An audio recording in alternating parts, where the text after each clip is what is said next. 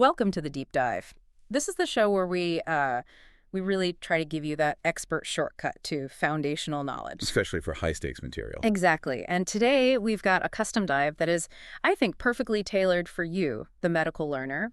We're looking at a concise but really thorough overview of a bedrock text. Nenner's Obstetrics and Gynecology, second edition. That's the one. A critical source. It really is. I mean, it's authored by Dr. Roger P. Smith, a clinician, and it leans so heavily on those, world-famous Nenner illustrations to make complex ideas clear. And the scope we're covering is huge. It is. We're going from the absolute basics like the hormonal start of puberty all the way through lifelong screening, and then into some really complex clinical management stuff. Like pregnancy loss and infertility. Exactly. So our mission today isn't just to, read you the chapters. It's to synthesize the most critical physiological concepts, those essential screening protocols, and the practical clinical pearls. Those details that really make a difference in practice. That's what we're after. Maximum knowledge density, but through engaging analysis. Okay, so let's unpack this. I think we should start right at the beginning. The timeline of female physiological development. Yes. Let's trace that out. It's the perfect place to start. To really get a handle on obgyn, you have to understand that normal sequence of sexual maturation. It's foundational. It's absolutely pivotal, not just for counseling young women, but for spotting when something is going wrong.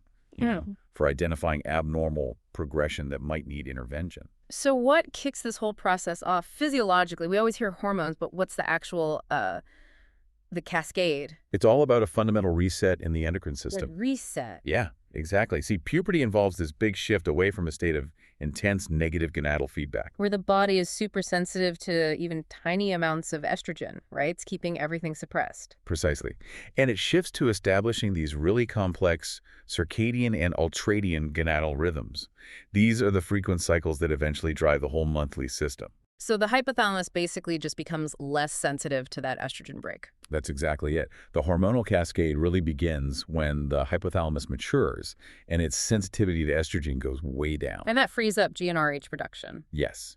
That decrease allows for the release of gonadotropin-releasing hormone, GnRH. And once GnRH is flowing, the pituitary just follows its lead. You've got it. Yeah. As a result, follicle-stimulating hormone, or FSH, levels start to rise, usually around age 8 to 10. That leads to a rise in estrogen. And then it just keeps going from there. It's a feedback loop. As that hypothalamic sensitivity keeps dropping, both FSH and luteinizing hormone, LH, climb and climb until they finally hit a threshold. A threshold high enough for ovulation. High enough for cyclic ovulation and finally menstruation. That whole transition from suppression to cycling is it's profound. What I found really fascinating in this source were the three non-hormonal elements. Ah, yes. The external factors required for this to happen normally. They get overlooked all the time in favor of the hormones, but the source is so clear on this. For puberty to progress normally, you need three things: adequate body mass, adequate sleep, and exposure to light. It just highlights how systemic it all is. Environmental factors are co-drivers here. They absolutely are. If you're seeing abnormal timing in a patient, you have to investigate all three of those things. Okay, that's actually a perfect transition point. We've talked about the physiology of development. Right, at the very beginning. So now let's move into, the lifelong work of maintenance, of preventive care. Let's talk about routine screening for an adult patient. Okay. What are the key periodic checks the source material really emphasizes? For adults, two tests really stand out as standard. First, the Pap test. But the clinical pearl here is that the frequency of follow-ups is up to the physician and patient. After a certain point. Right, after 3 consecutive normal results, assuming the patient is low risk. The second big one is cholesterol and HDL levels, which should be checked every 5 years. And then beyond that, it's really risk-based, isn't it? Completely. STD testing, HIV, mammography, fasting glucose. That's all based on individual history and risk factors. But that whole strategy shifts pretty profoundly when a patient enters that 40 to 64-year-old age bracket. Oh, absolutely. That phase is all about 2 major transitions: the natural shift towards menopause and the emergence of common age-related health changes. So the monitoring has to get tighter. Much tighter. How do those protocols change specifically? Well, Pap tests generally continue, Yeah. but you add some critical new checks. Colonoscopy and a lipid profile are added, again, depending on the risk Or factors. mammograms. The guidance there shifts. It's every 1 to 2 years until age 50, and then it moves to yearly screening starting at age 50. Let's talk about bone density because the recommendation here is very specific, which I think is a great example of evidence-based screening. It is. A bone density assessment is not a universal recommendation for all postmenopausal women younger than 65. The source really stresses that it should only be done if the results are actually going to influence a treatment decision. So practically speaking, you're only screening women who already have risk factors for osteoporosis. Exactly. It's for when early detection would actually change how you manage their care. You're screening for intervention, not just for information. That clarity is so important. Okay, moving into clinical application. Let's tackle contraception. This is where it gets really interesting because the source acknowledges that, the perfect efficacy of a method. It often takes a back seat to real life. Right. To lifestyle and adherence. It's true. The selection really comes down to 4 key factors: accessibility, immediate availability, cost, and, crucially, the method's impact on spontaneity. So a method with perfect efficacy is useless if the patient won't use it consistently. Or if it just negatively impacts their life or is too hard to get. Absolutely. Let's apply that to a few specific patient groups. What about new mothers who are breastfeeding? What are the constraints? Okay, for breastfeeding mothers, barrier methods are always fine. The real concern is usually about hormonal methods and milk supply. Right. So the source confirms that oral contraceptives are okay if milk flow is already well established. And here's a practical pearl. Long-acting progesterone contraceptives might actually slightly increase milk production. That's interesting. What about IUDs? For IUDs, placement has to wait. The uterus needs to return to its normal, non-puerperal size, basically until it's fully involuted after delivery. And shifting to the other end of that spectrum, what about patients over 35? This is such a high-risk group when it comes to oral contraceptives or OCs. It's a really important clinical area. Patients over 35 can safely continue using low-dose OCs, but there is one non-negotiable condition. Let me guess. Smoking. They must not smoke. Right. And they must have no other significant vascular risk factors. That's the rule. The source did note a positive trend there, though. It did. Compliance tends to be better in this older group, which makes use-oriented methods more reliable. But, and this is critical, they have to understand that contraception needs to continue until menopause is clinically confirmed. So what are the appropriate long-term alternatives for this age group?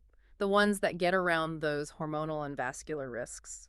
The source lists long-term methods like intrauterine devices, IUDs, long-acting progesterone, or sterilization as all being appropriate options for this group. They're highly effective and they mitigate those risks. Timing is so essential in prevention, but also in a crisis. The source points out how fast the body can recover after a pregnancy loss. It's remarkable. Ovulation can return in as little as 2 weeks. Which means if a patient chooses OCs after a loss, they have to start them immediately. That rapid return to fertility is such a critical counseling point. And it brings us to a really crucial topic. Classifying and managing abortion, meaning pregnancy loss, correct diagnosis, and timely diagnosis, is everything for maternal safety. And diagnosis rests on a few key signs. Vaginal bleeding, cramping, passage of tissue, and the status of the cervix, specifically the Oz. Okay, so if a patient presents with bleeding and cramping, but no tissue has passed and the cervix is closed, that's a threatened abortion. Correct. And for those cases, if there's no cervical change, you really want to keep intervention minimal. Reassurance, encouraging normal activities. You only really intervene if there's hemodynamic instability from pain or bleeding. But what is the one key diagnostic finding that just changes the whole game? It's seeing tissue visible at the cervical os, along with cervical dilation. That specific combination. That specific finding is diagnostic of either an incomplete or an inevitable abortion. It means the pregnancy can't be salvaged, and your focus shifts entirely to maternal safety. So what are the management protocols in those two situations? They sound serious. They are. For incomplete or inevitable abortions, surgical evacuation, usually curettage, is generally required. Why is that? Because the risks of severe hemorrhage and infection are just too high, even if some tissue has already passed spontaneously. For a missed abortion, where fetal demise occurred, but everything remains, evacuation is done with either D&E or medical therapies like prostaglandins, depending on the stage. I want to focus on the most severe scenario here. Septic abortion.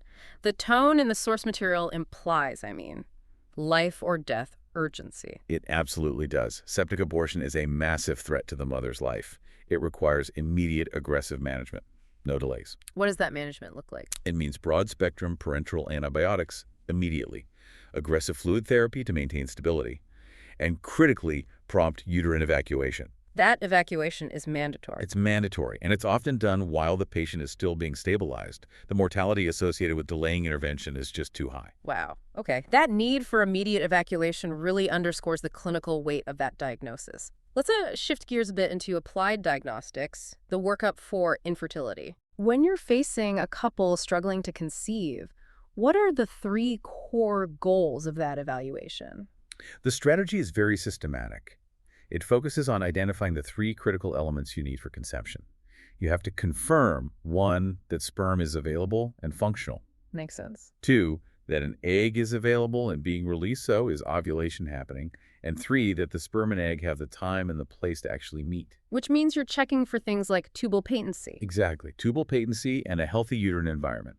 The whole diagnostic process just systematically investigates those three areas. And for those cases that do end up moving to assisted reproductive technology, the source gave some stats on IVF success rates. They're from 2004, but still insightful. Yes, and it's important to remember that rates are highly variable and always improving. But that 2004 data showed IVF techniques accounted for about 5% of infertility services, and they had roughly a 32% live delivery rate per egg retrieval. Let's dig into a specific diagnostic tool that's often used in that workup. Sonohysterography, or SIS. How does that help visualize the uterine environment? SIS is a brilliant, minimally invasive technique.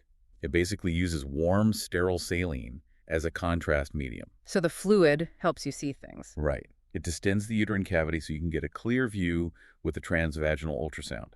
Its utility overlaps with more invasive things like hysteroscopy or biopsy, but it really excels at documenting subtle anatomical issues inside the cavity. And what specific pathologies is it best at documenting? It is particularly good at clearly documenting endometrial polyps, submucously myomata. So fibroids that bulge into the cavity. Exactly those. And also intrauterine adhesions. Because the saline pushes the walls apart, these structures that are normally kind of hidden become clearly outlined against the fluid. It's a simple procedure, just a catheter, 5 to 30 milliliters of saline, and you watch in real time. Okay, finally, let's close with a really practical clinical procedure. Pessary management for pelvic organ prolapse. The source mentions all these different types, ring, cube, Gellhorn, but it says regardless of the device, there's one crucial follow-up detail. Yes, this is a true clinical pearl. Why is that immediate follow-up so important? The most critical detail is that an examination 5 to 7 days after the initial fitting is absolutely required. You cannot skip this. And why is that? The reason is simple, and it's serious. This follow-up ensures proper placement. It verifies the patient can maintain hygiene, and most importantly, it confirms there are no pressure-related problems. Like vaginal trauma or even necrosis. Exactly. So if the pessary is too large or it's misplaced, that necrosis can happen incredibly fast. Wow. The pressure can lead to severe tissue damage and ulceration very quickly. That's why that initial check is just non-negotiable for safety and for long-term effectiveness. This has been an incredibly high-density synthesis. I mean, connecting those delicate hormonal shifts of development all the way to the rigorous requirements of clinical safety. We've covered a lot. The shift in preventive care needs across a lifespan, the strategy behind contraceptive choice, and the necessity of immediate correct action for acute obstetric events. The bottom line for a medical learner is that critical thinking is everything. Knowledge is only valuable when you can apply it correctly in a time-sensitive situation. So what does this all mean? As a final high-yield review for you, our learner, let's test your integration of these clinical pearls with a challenge question. Let's do it. Based on the source material, why might low-dose oral contraceptives be contraindicated for a patient older than 35 who smokes? And what 2 alternative long-term contraceptive categories are listed as appropriate for this age group? Okay, great question. The absolute contraindication for combined OCs in a patient over 35 who smokes is the massive increase in vascular risk. We're talking thrombosis, stroke. The guideline is crystal clear. They must not smoke and have no other risk factors. And the two long-term alternatives that were cited for women over 35. Those were long-term methods like intrauterine devices or IUDs and long-acting progesterone contraception. That is the perfect distillation of the safety and the strategy you need in that clinical scenario. Excellent integration of the knowledge from Netters. Exactly what we were looking for. Thank you for joining us on this deep dive into foundational Obgyn material. We hope this comprehensive analysis gives you the edge you need.